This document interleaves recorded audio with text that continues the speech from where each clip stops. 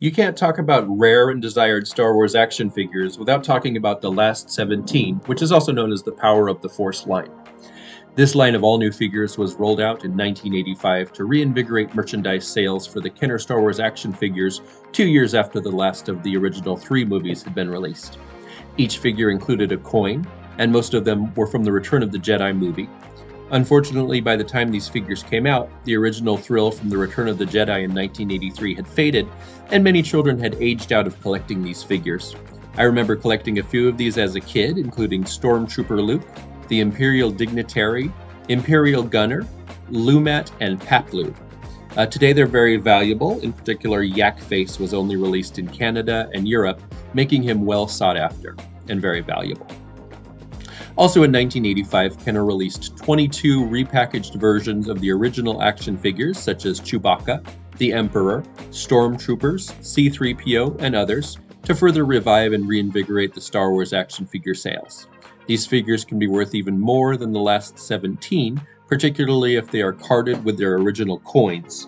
Since much fewer people bought these than the original line, they're extremely rare and collectible. Kenner lost money on the Power of the Force figures. They really just should have saved them and sold them on eBay about 20 years later. The Gamorrean Guard version of these recently sold carded on eBay for almost $3,000. The Ewoks animated series ran from 1985 until being canceled in 1986.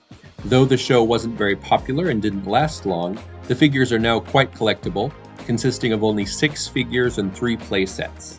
I remember owning King Gornish of the tribe of Duloks, which are a species of creature that hated Ewoks for some reason. I don't remember the show well from the 80s, but I think I did watch it. The next line of toys also came out in 1985 and were based on the TV show Droids, which centered around the adventures of R2-D2 and C-3PO. This show ran 13 episodes until 1986 and included an hour-long finale, and I just read that it actually was a cult classic, so I might actually go back and watch some of the episodes. According to Wikipedia, the duo faced off against gangsters, criminals, pirates, bounty hunters, and the Galactic Empire, so they must have been very busy droids, I'm sure.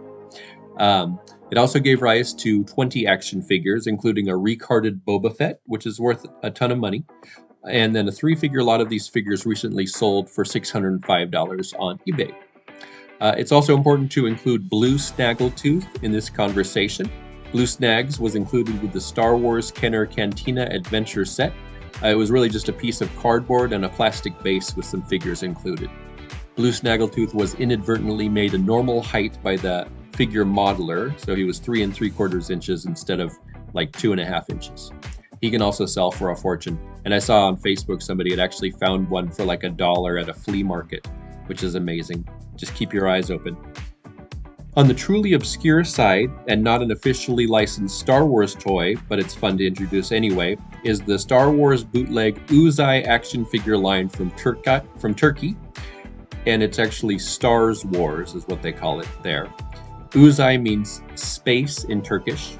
These action figures were sold in smaller stores and bodegas in Turkey, and have really incredible art on the cards. One cover art piece shows an Imperial Gunner with a TV remote as a control console, which is really cool. Another country that produced Star Wars figures that differed from the ones sold in the US was Mexico, and produced by Lily Leddy. These figures were sold in Mexico as Mexico at the time had protectionist trade laws that did not allow outside sellers.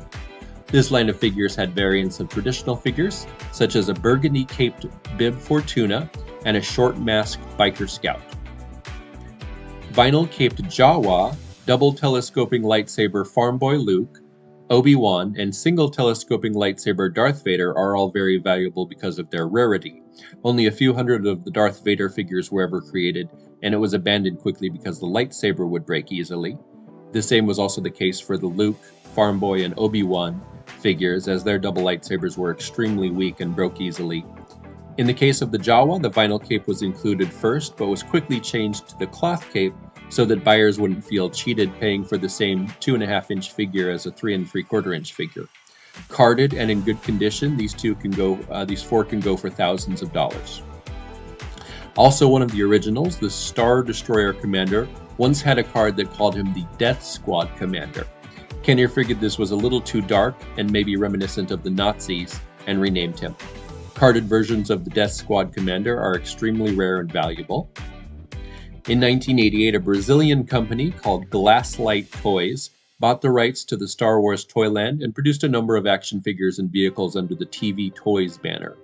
This included many of the original figures and vehicles from the Droids show.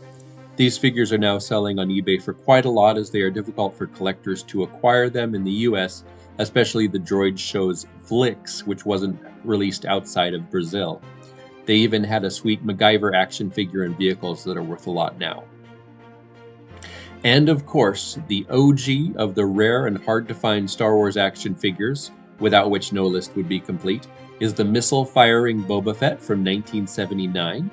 I'm not going to go into the J versus L slot variations, but only about 70 of these total are thought to exist and have sold for as much as $525,000.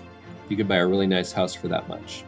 I once saw one for sale on Facebook Marketplace in Dallas for something like $20, and I was like, yeah, right, there's no way this is real. I actually messaged the seller and let them know that if they did in fact have an original Boba Fett, that it would be worth hundreds of thousands of dollars. I didn't hear back from them. The reason this figure was never released was due to a tragedy where a child aspirated or breathed in and choked on a Battlestar Galactica firing missile. This caused Kenner to cancel the line with the firing missile and destroy the figures that had been produced. Some were rescued by employees and now are worth a fortune, obviously. So thank you so much for listening. Please like and subscribe. And go ahead and check in your attics because you never know what might be up there. Thanks a lot.